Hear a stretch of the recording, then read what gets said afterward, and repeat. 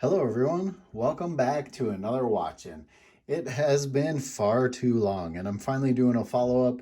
This was one of my watchgang Black membership watches from a few months ago actually. So we're going to take a quick look at that. Before we do that, we'll do a quick wrist check. You'll see that I am wearing my Sal Baltimore Torsk Diver. This thing has barely left my wrist since I got it actually. And you can see it's starting to get some patina on there a little bit more. And I love this one. Now we'll take a look at the Motor Time Drift. So this was my watchgang Black membership watch, like I said, a couple months back. So this was the $99 tier level. It's got kind of a carbon fiber looking box. Open it up and we'll take a look. So this is the Drift. You can see it's got a carbon fiber dial there, which I do like. We have a 46 millimeter stainless steel case. It is 57 millimeters lug to lug and 24 millimeter lug width. Have their logo on the crown, or the Drift logo, not the Motor Time. Got Drift on the buckle. I do like this style strap. It's got orange stitching that kind of ties into the orange tachymeter and the orange on the subdials and the chrono second hand, which, if you notice, doesn't quite line up. That actually bums me out a little bit. I like the look of this watch. One of the guys at work actually really likes this one, so it might end up I might end up selling this one to him. But I like the overall design. This one just came at a time where a lot of my watchgang Black membership watches had a similar dial layout, similar chronograph, quartz movements. This one actually is running a Miyota 6S20. It has, a 3-year battery life, give or take. So, if you picked one up, you shouldn't really have any issues with it for quite a while, honestly. We will, let me pull off my Sal Baltimore really quick and throw this on wrist so you can get a little bit of an idea on what it looks like on wrist. Oops, let me drop that. Wow. Sometimes it's hard to put a watch on from behind the camera. All right, so like I said, I like the strap. It has a nice feel to it.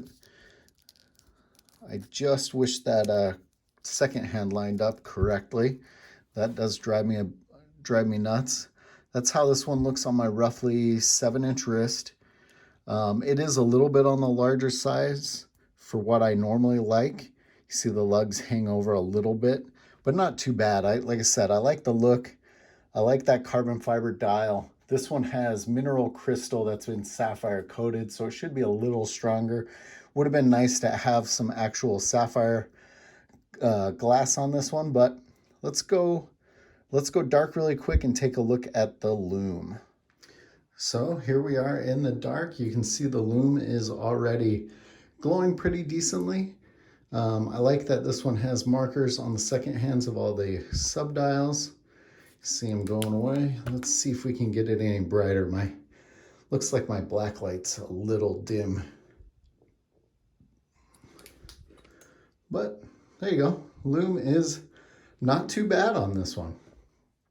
So back in the light, final look at the Motor Time Drift.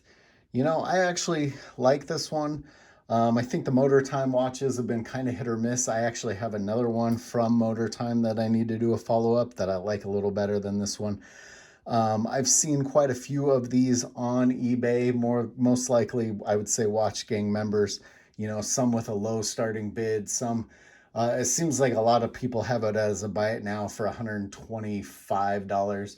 I think if you were on Motor Time's site, they have it for $315. Which I would not pay $315 for this, honestly. But, it was my $99 watchgang subscription. I think it's a pretty nice watch for that $99. It's not everyone's taste. I kind of like it. If you found one in that price range, and I will say I had, that drives me nuts.